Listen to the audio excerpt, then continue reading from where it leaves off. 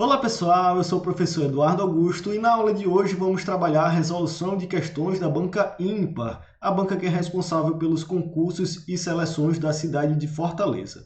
Antes de iniciar a nossa aula, gostaria de pedir, quem ainda não é inscrito no nosso canal, se inscreve que ajuda bastante o nosso trabalho, a gente continuar produzindo esses materiais gratuitos aqui na nossa página. E se você tiver interesse em mais materiais de preparação específica para concursos de educação física, inclusive para os da banca ímpar, recomendo dar uma olhada no link da descrição desse vídeo no nosso curso online da preparação à aprovação, curso completo de preparação para concursos tanto da licenciatura como do bacharelado. Então, sem mais delongas, separei 5 questões que foram trabalhadas em provas da licenciatura e em provas do bacharelado, para a gente ter uma noção de qual é o perfil da banca ímpar. Então, primeira questão. Com o objetivo de contribuir para a melhor reflexão e discussão sobre a prática pedagógica da educação física na escola, no que diz respeito ao processo de ensino e aprendizagem, os parâmetros curriculares nacionais, os PCNs, explicitam os aspectos fundamentais que podem auxiliar o professor. Esses aspectos são, então, quando a gente fala de PCNs, a gente tem diversos pontos importantes e um de seus pontos mais importantes são os seus princípios, né? Os princípios que regem esses PCNs, que são 3. O princípio da inclusão, que vai trabalhar a reversão de um quadro histórico de seleção entre indivíduos aptos e inaptos, né? Vai trabalhar em oposição a esse modelo, então, o princípio da inclusão.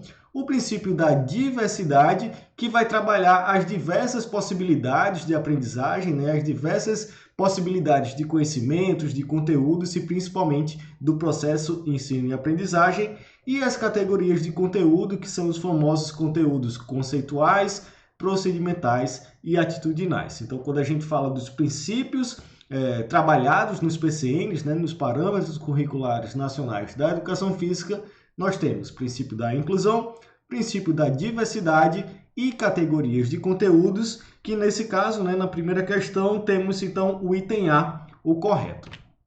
Primeira questão, o item A. Esse é inclusive um dos temas que a gente trabalha lá no nosso curso.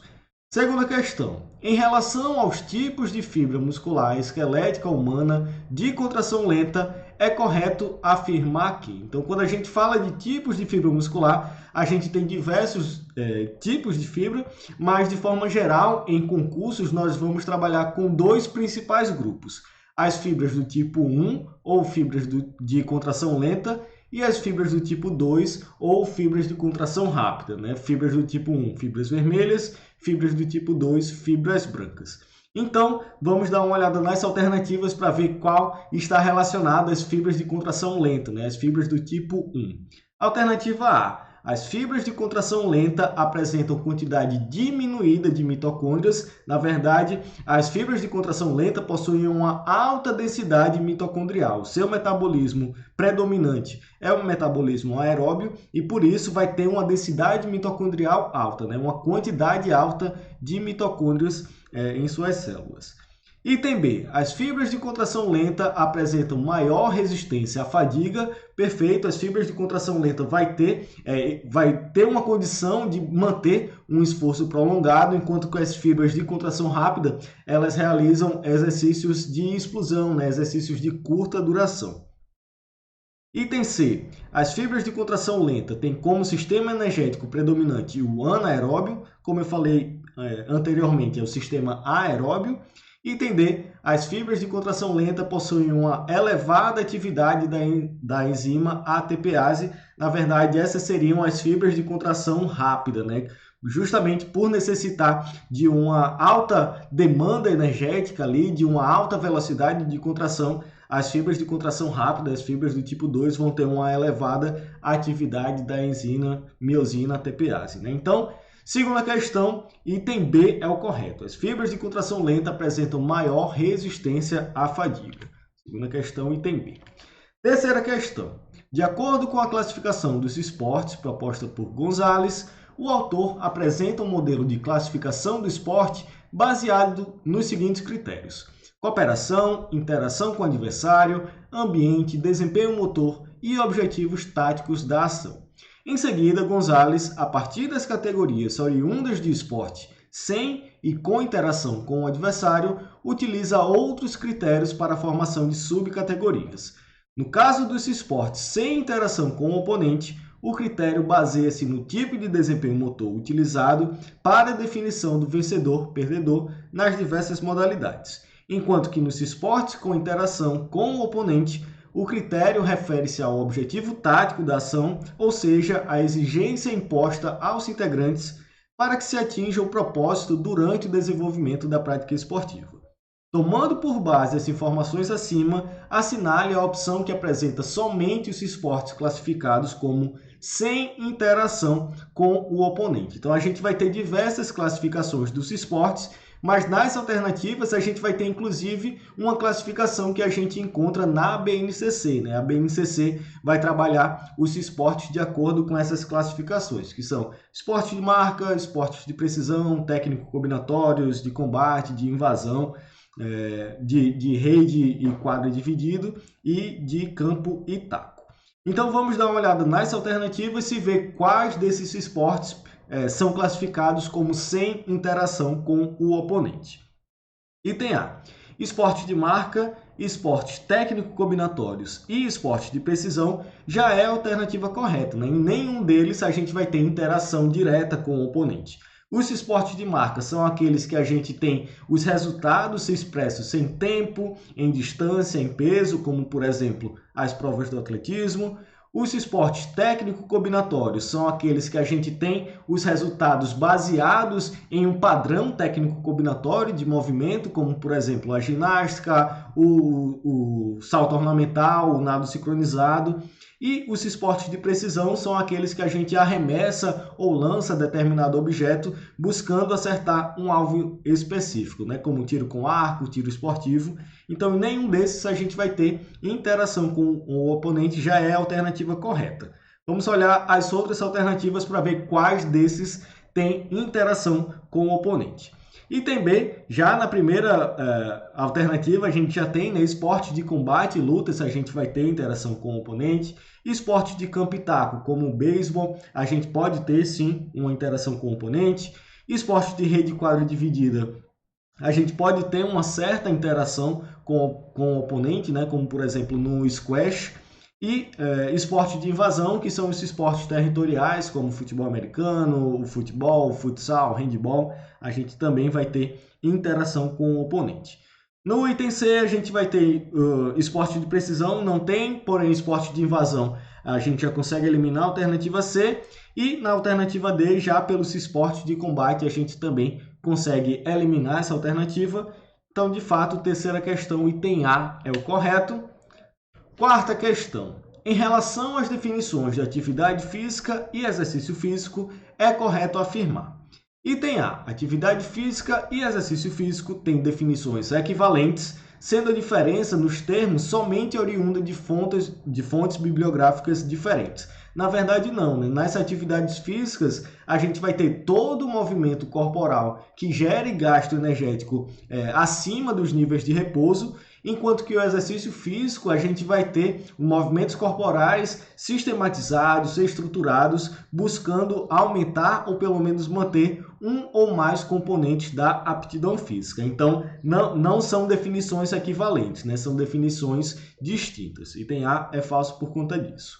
Item B. Exercício físico é um subgrupo das atividades físicas, sendo algo planejado, estruturado, repetitivo e intencional. Perfeito, os exercícios físicos são subgrupos da atividade física, porque os exercícios físicos também são movimentos corporais que geram gasto energético acima dos níveis de repouso. Porém, além disso, eles são planejados, são sistematizados, buscando aumentar ou manter um componente ou mais da aptidão física.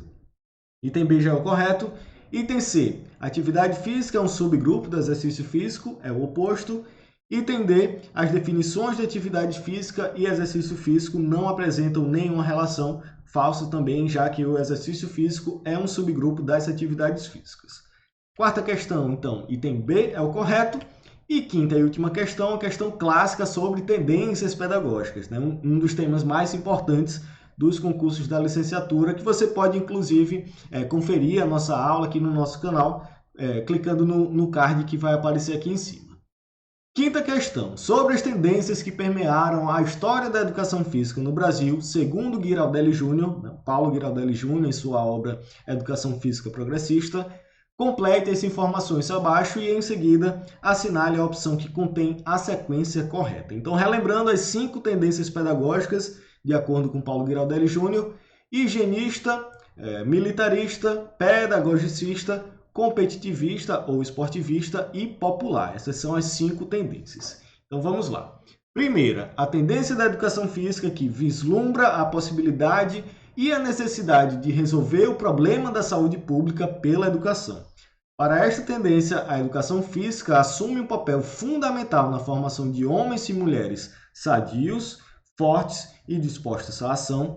A educação física age como protagonista no projeto de asepsia social. Então, só essa última frasezinha, né, esse último conceito de asepsia social, pensando aí no conceito eugênico, a gente vai ter a tendência higienista.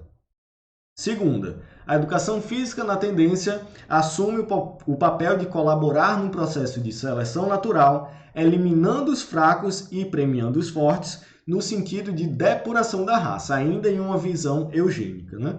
A ginástica, o desporto, os jogos e etc. somente têm utilidade quando contribuem para a eliminação dos incapacitados fisicamente. A coragem, a vitalidade, o heroísmo, a disciplina exacerbada constituem a plataforma básica desta tendência. Então, apesar de ter algumas características que também fazem referência à tendência higienista, a maior parte das características vão estar relacionadas à tendência militarista, né? Então, já temos higienista e militarista. Na terceira, a tendência que não está preocupada com a saúde pública, pois se entende que tal questão não pode ser discutida sem levar em conta a problemática da complexidade da organização social, política e econômica do país. Nesta tendência, a educação física não se pretende disciplinadora, pois é, antes de tudo, ludicidade e cooperação. Então, essa é a tendência pós-ditadura militar, né? A tendência que surge junto à redemocratização do país, que é a tendência popular. Diferente da tendência higienista, que visava a saúde pública através da educação física, né? Através do movimento, da ginástica, da disciplina dos indivíduos, a tendência popular não visa a saúde pública através da educação, porque entende que a saúde pública é muito além do movimento propriamente dito, né? Tem toda uma organização social, política e econômica do país. Então, terceira, tendência popular. Quarta, educação física, a tendência que está a serviço de uma hierarquização e elitização social.